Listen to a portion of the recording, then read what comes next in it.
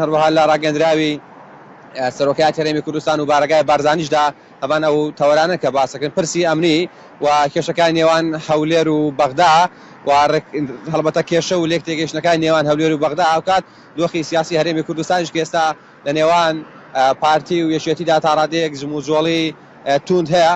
هەروەها لە ڕاگەندراوەکەی بارگای بارزانی کە ئەمڕۆ بڵاوکرایەوە لەگەڵ ڕاگەندراوی سەرۆکای هەرێمی کوردستان هەرو بابەتانە بوون کە ئێستا من بۆ خستە بوو و بڕیاریش وایە کەمێکتر لەگەڵ یەکێتی نیشتیمانی کوردستان کۆبێتەوە و ئەو بابەتانەی لەگەڵ سەرۆکی یەکێتی تاوتوێ بکات لە وەک باس لە ڕاگەندراوەکانی ئەو سێتەوەری لەخۆگرت. بەڵام شاندەکەی یان ئەو کەسانێک کە ئاواری برێت مەگۆڕکەکە لە نێویاندا کەسێکی تایبەت هەیە کە بە پێی زانیاریەکانی ئێمە پرسی وزە و ڕۆژ سامانی سروشتی هەرێمی کوردستان گفتوگۆ کراوە.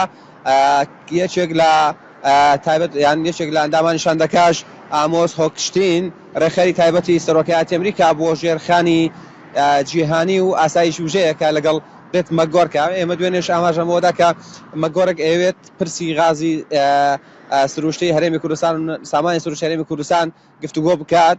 بەڵام لە ڕاگەندراوەکانی سەرۆکی بەڵێ بارگای بارزانی سەرۆکای هەرێمی کوردستانش ئەم بابەتە باز نەکراوە. بەڵام پێزانیارەکانی ئێمە پرسی غاز و سامانی سروشتی هەرێمی کوردستان چێکتر بۆ لە تەوەرەکان ئەوکات ئەمریکا پرۆژەیەکی پێ بۆ بەرەنگار بوونەوەی تیرۆل لە ڕۆژهەڵاتی ناوەڕاست و بڵێ هەڵبەتە ناوچەکەش ئەوێ هەروەها لە ڕێەوە جۆرێک لە بڵێ سامانی سروشتی جۆرێک لە غازی شلی هەرێمی کوردستانیش پارێزرا بێ بتوانێت سوودی لێ ببینێ.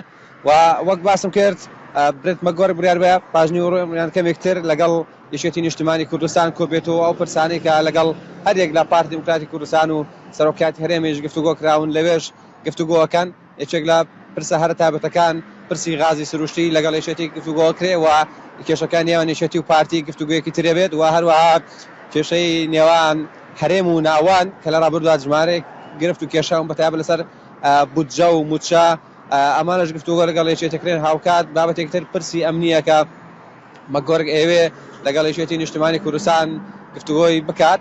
لە ساڵی 2021ەوە هەڵبەتە برێت مەگۆڕێک هاتە هەرێمی کوردستان لەگەڵ یەکێتی نیشتیمانی کوردستان و هاوسەرۆکانی و کات یەکێتی کۆبووە. ساڵی ڕابردۆش دەنگۆی هاتنی مەگۆڕێک بۆ سلێمانی بڵاو کرایەوە. بەڵام یانی هیچ یەکێک لە میدیاکان ئەم بابەتەیان پشتڕاست نەکردەوە.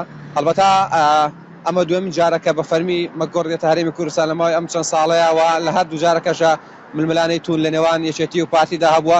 بۆیە چاودێرانی سیاسی ئاماژە بۆەکەن کە ئەم جاریان ئەمریکا ئەوێت ئەم کێشانەی کە لە نێوان پارتی و یەکێتی هەن حاوشێوەی شەڕی ناوخۆ کۆتای پێ بهێنرێ و بتوانن جارێکتر لەسەر مێزی گفتوگۆ دا بنیشن و کێشەکانیان چارەسەر بکەن.